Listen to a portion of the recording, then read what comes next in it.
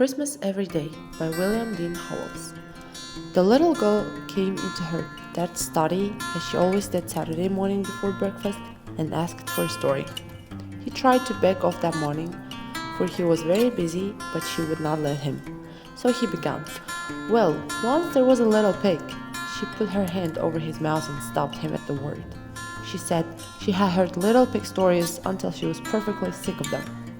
Well, what kind of story will I tell them? About Christmas. It's getting to be the season. It's past Thanksgiving's already. It seems to me, her dad argued, I've told as often about Christmas as I have about little pigs. No difference. Christmas is more interesting. Well, her dad roused himself from his writing by a great effort. Well, then I will tell you about the little girl that wanted Christmas every day in the year. How would you like that? Well, once there was a little girl who liked Christmas so much that she wanted to be Christmas every day in the year. And as soon as Thanksgiving was over, she began to send postcards to the old Christmas fairy to ask if she might have it. But the old fairy never answered of the posts. And after a while, the little girl found out that the fairy was pretty particular and wouldn't notice anything but letters, not even correspondence cards in envelopes, but real letters on sheets of paper and sealed outside with a monogram or your initial anyway. So, she began to send her letters, and in about 3 weeks, or just day before Christmas, she got a letter from the fairy saying she might have Christmas every day for a year, and then they would see about having longer. The little girl was a good deal excited already, preparing for the old-fashioned, once-a-year Christmas that was coming the next day, and perhaps the fairy's promise didn't make such an impression on her as it would have made at some other times. She resolved to keep it to herself and surprise everybody with it, and as it kept coming true, and then it slipped out her mind altogether.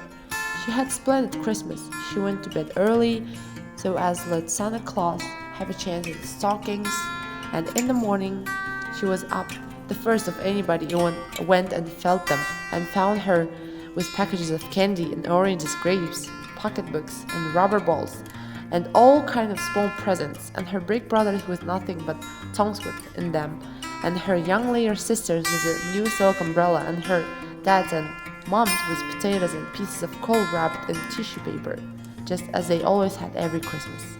Then she waited around until the rest of her family were up, and she was the first to burst into the library when the doors were opened.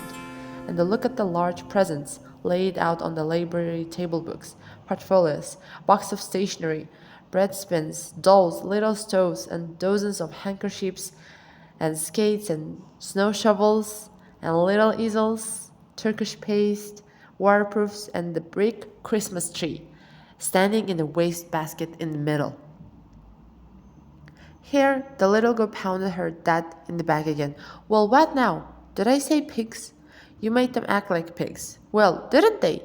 No matter, you ought to put it into the story. Very well then, I'll take it all out.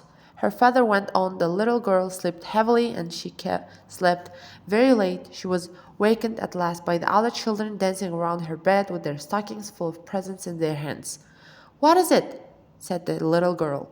She rubbed her eyes and tried to rise up in bed. Christmas! Christmas! Christmas! They all shouted and waved their stockings. Nonsense! It was Christmas yesterday. Her brothers and sisters just laughed. We don't know about that. It's Christmas today anyway. You came into the library and see. Then all at once it flashed on the little girl, and the fairy was keeping her promise, and her year of Christmas was begun. She was dreadfully sleeping, but she sprung up like a lark, and then had overeaten itself and gone to bed cross and darted into the library. There was again books, portfolios, everything. You didn't go over it all, Dad. I guess I can remember just what was there, said the little girl. Well, there was a Christmas tree blazing away, and the family picking out their presents, but looking pretty sleepy, and her father perfectly puzzled, and her mother ready to cry. I'm sure I don't see how I'm disposed of all of these things, said her mother. And her father said it seemed to him that they had something just like the day before, but he supposed he must have dreamed it. This struck the little girl as the best kind of a joke, and she ate so much candy she didn't want any breakfast. and went around carrying presents and had turkey and the cranberry for dinner. Oh, yes. Well, the next day was just the same thing over again, but everybody getting crosser. Even when people tried to recover their tempers, they usually got somebody else, and it made most dreadful mix of the day.